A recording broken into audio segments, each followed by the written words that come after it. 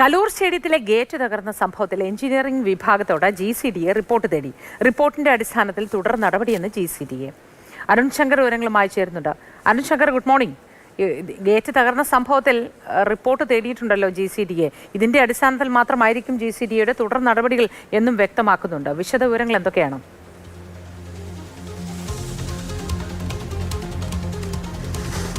തീർച്ചയായിട്ടും ഇന്നലെ വലിയൊരു അപകടമാണ് ഒഴിഞ്ഞത്. കാരണം ഈ സ്ഥലത്തുകൂടെ, ഈ ഗേറ്റ് തകർന്നു വീണ സ്ഥലത്തുകൂടെ വാഹനങ്ങൾ പോകുന്നുണ്ടായിരുന്നു. സ്ഥിരമായിട്ട് വാഹനങ്ങൾ പോകുന്ന ഭാഗം കൂടിയായിരുന്നു.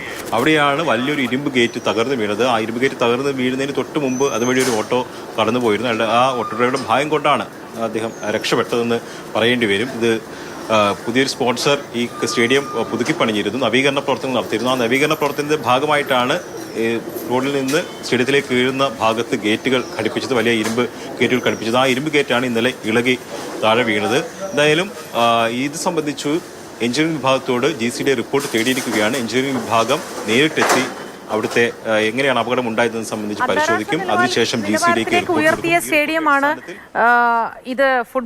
അന്താരാഷ്ട്ര ഫുട്ബോൾ അസോസിയേഷന്റെ മാനദണ്ഡങ്ങളെല്ലാം പാലിച്ച് നിർമ്മിച്ചതാണ്, എല്ലാ സുരക്ഷയും ഉറപ്പുവരുത്തിയതാണ് എന്നൊക്കെയാണ് പറഞ്ഞിരുന്നത്. പക്ഷെ അങ്ങനെ എല്ലാ സുരക്ഷയും ഉറപ്പുവരുത്തി പണി തീർത്ത ഒരു സ്ഥലത്താണോ ഈ വലിയ ഗേറ്റ് ഇളകി വീഴുന്നത്?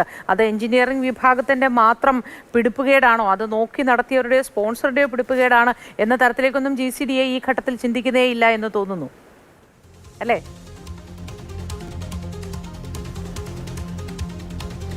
അല്ല, GCDAക്ക് എന്തായാലും അത്തരത്തിൽ ചിന്തിക്കേണ്ടി വരും. കാരണം ഇതൊരു സുരക്ഷാ പ്രശ്നത്തിനപ്പുറത്തേക്ക് ഈ നവീകരണ പ്രവർത്തനത്തിന് എത്രത്തോളം ഗുണനിലവാരമുണ്ട് എന്നുള്ളൊരു ചോദ്യം കൂടി ഈ ഗേറ്റ് തകർന്നു വീണതിലൂടെ ഉണ്ടായിരിക്കുകയാണ്. അപ്പോൾ പൂർണ്ണമായിട്ടും ഈ നവീകരണ പ്രവർത്തനത്തിന്റെ ക്വാളിറ്റി സംബന്ധിച്ചുള്ള പരിശോധന എഞ്ചിനീയറിംഗ് വിഭാഗത്തിന് നടത്തേണ്ടി വരും. കാരണം ഇത് വലിയൊരു ഗേറ്റാണ് അടർന്നു വീണത്. അപ്പോൾ ഭാഗ്യം കൊണ്ട് മാത്രമാണ് ഒരാൾക്കും പരിക്കേൽക്കാതെ പോയത്. കാരണം ആ റോഡിൽ കൂടെ, അല്ലെങ്കിൽ ഗേറ്റ് ഘടിപ്പിച്ചിട്ടുള്ള റോഡിൽ കൂടെ നിരന്തര വാഹനങ്ങൾ പോകുന്ന വഴിയാണ്. അതിനിടയിലാണ് ഈ ഗേറ്റ് തകർന്നു വീണത്. ഭാഗ്യം കൊണ്ടാണ് ഒരു ഓട്ടോക്കാരൻ രക്ഷപ്പെടുകയും ചെയ്തത്. അപ്പോൾ ഇത് രണ്ട് കാര്യങ്ങൾ സംശയത്തിൽ നിലനിർത്തുന്നു. എത്രത്തോളം സുരക്ഷ ഈ ഒരു നിർമ്മാണ പ്രവർത്തനത്തിനുണ്ട്, അതോടൊപ്പം തന്നെ നിർമ്മാണ പ്രവർത്തനത്തിന്റെ ഗുണനിലവാരം എത്രത്തോളം ഉണ്ട് എന്ന് സംബന്ധിച്ചും സംശയങ്ങൾ ഉയരുന്നുണ്ട്. അതുകൊണ്ട് തന്നെ ഈ സ്പോൺസർ നടത്തിയ പ്രവർത്തനങ്ങളെ പൂർണ്ണമായിട്ടും ഇനി GCDAക്ക് പരിശോധിക്കേണ്ടി വരും. കാരണം ഇനിയൊരു ഇത്തരം സംഭവങ്ങൾ ഉണ്ടായിക്കഴിഞ്ഞാൽ അത് വീണ്ടും സുരക്ഷാ പ്രശ്നങ്ങളിലേക്ക് പോകാം.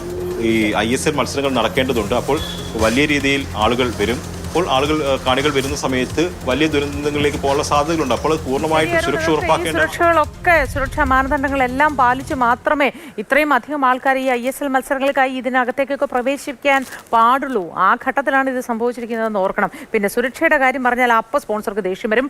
ആരുടെയെങ്കിലും മെക്കിട്ട് കയറിക്കളയും, ഒച്ച എടുത്തുകളയും, ബഹളം ഉണ്ടാക്കിക്കളയും. മഴ പെയ്താൽ ഒരൊറ്റ തുള്ളി വെള്ളം വെളിയിൽ പോവില്ല. അങ്ങനെ ഒരു ആശ്വാസമുണ്ട്. പിന്നെ ഗേറ്റ് ആണെങ്കിൽ പറയുകയേ വേണ്ട. നമ്മളങ്ങനെ ചുറ്റും അടച്ചു വെച്ച് ഒരാളെയും ബുദ്ധിമുട്ടിക്കുന്ന കൂട്ടത്തിലല്ല എന്ന് വേണമെങ്കിൽ ന്യായം വന്നേക്കാം. അതുകൊണ്ട് മാത്രമാണ് ഈ ഗേറ്റ് ഏതു നേരവും ഇളകിപ്പോകാൻ പാകത്തിൽ ഞങ്ങൾ വെച്ചത്. സ്വാതന്ത്ര്യമല്ലേ നമുക്ക് ഏറ്റവും പ്രധാനപ്പെട്ടത് എന്ന് വേണമെങ്കിൽ പറഞ്ഞേക്കാം. ആ തരത്തിലാണ് കലൂർ സ്റ്റേഡിയത്തിലെ കാര്യങ്ങൾ മുന്നോട്ട് പോയിക്കൊണ്ടിരിക്കുന്നത്.